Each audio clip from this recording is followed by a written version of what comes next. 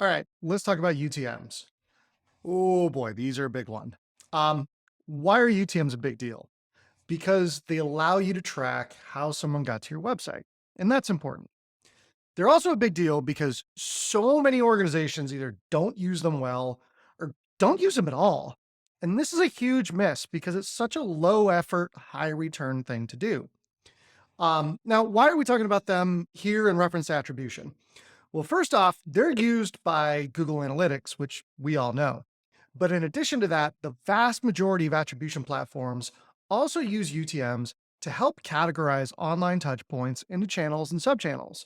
So they're super important for attribution as well. Now, let's talk about some quick and easy ways to be successful with UTMs. First, and this one is absolutely the most important, be consistent. If you're consistent with your usage of UTMs, the other 2 points that I'm going to talk about here just really aren't even that important. But this one is the single biggest mistake that I see organizations make with UTMs is that they aren't consistent. People are just allowed to use whatever they want. They don't have a system or a strategy. And so the UTMs are just all over the place. That's not going to help you at all, honestly. And you may as well not even use them. So the easiest way to be consistent is to create a standardized naming convention for your UTMs and then create a spreadsheet with pick lists and formulas to help people build trackable links. This is the easiest way to do it. The most successful organizations I work with, they do it that way. Or they use a tool and a platform. There's a couple platforms out there that we like. I like UTM.io.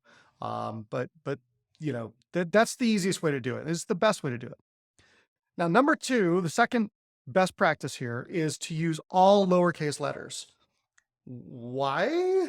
Well, all systems that read and interpret UTMs are case sensitive.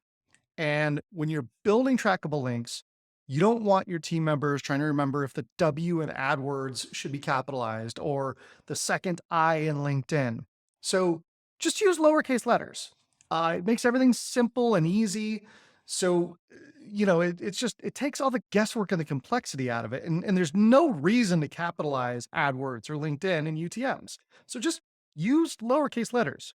Now, again, I refer you back to rule number one, which is why it's rule number one, which is if you're consistent with your usage, then it doesn't really matter if you use lowercase letters or you capitalize. It's really doesn't matter if you're consistent.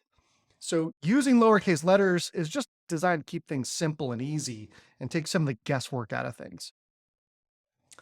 Number three, no spaces. Don't use them ever, never. Either smash everything all together, use a dash, or use an underscore, but don't use spaces.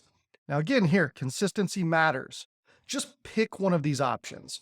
Smashing everything together, using a dash or an underscore, and then stick with it. That's how you and your organization manage this. There's no exceptions.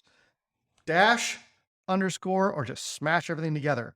There's no right or wrong version of those three. Just pick whichever one you like best, and then that's it. That's the one you use. So that's it. That's how you're going to be successful with UTMs.